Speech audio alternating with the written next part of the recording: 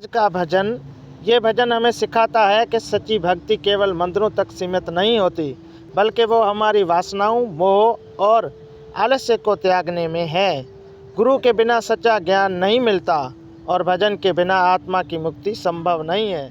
इसलिए हमें सच्चे मन से भजन और साधना करनी चाहिए, तभी वाकई शांति और मोक्ष संभव है। आज का भजन और दोहा। संत मिलिया इतना टले काल जाल जिम चोट, शीश निमाया गिर पड़े लख पापन की पोट। मैं समरूं शारद माई शारदा तू साची, लाग गुणपत पाए गुरु जी ने नमन करूं। सुरता रंग महल चाल, फुलडारी सेज बिछी, थोड़ो ज्ञान गोकड़े हाल। सुखमणरी सेज बिछी, गुरु बिन मिलिया नहीं ज्ञान, भजन बिन मुक्ति न होई। नई दहली में देव झालर थे कूटो मते, धूप जीवड़ो अग्नि जले, वासना तो पवन बुखी।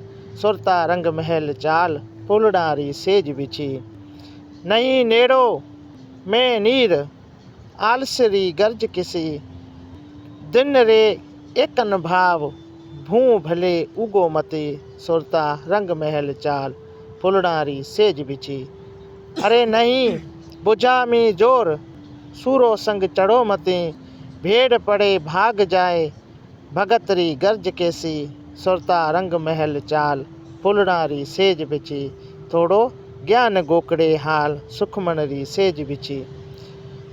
डगमग डोले जीव, हरि भक्ति झेलो मते, तप बिन मिलिया न राज, बोलिया गोरख जति। सुरता रंग महल चाल, फुलडारी सेज बची। मैं समरूं शारद माई शारदा तू साची, लागो गुणपत पाई गुरु जी ने नमन करूं। इस भजन का भाव अर्थ। दोहा का अर्थ। संतों का सानिध्य मिलने से ही जीवन के बड़े संकट दूर हो जाते हैं। उनकी कृपा से जन्म मरण के बंधन छूट सकते हैं। जब कोई संत के चरणों में झुकता है तो उसकी अनगिनत पापों को बोझ उतर जाता है। मुख्य भजन का भाव अर्थ।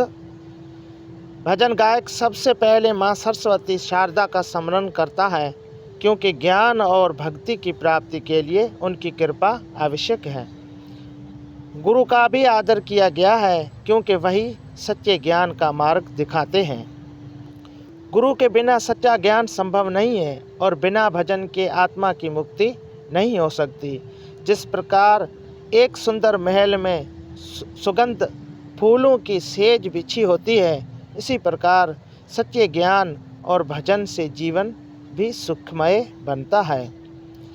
केवल मंदिर में जाकर पूजा करने या घंटियां बजाने से मोक्ष नहीं मिलेगा। सच्ची भक्ति वही है जो हमारे मन की बुरी वासनाओं को समाप्त कर दे और हमें ईश्वर के मार्ग पर ले जाए।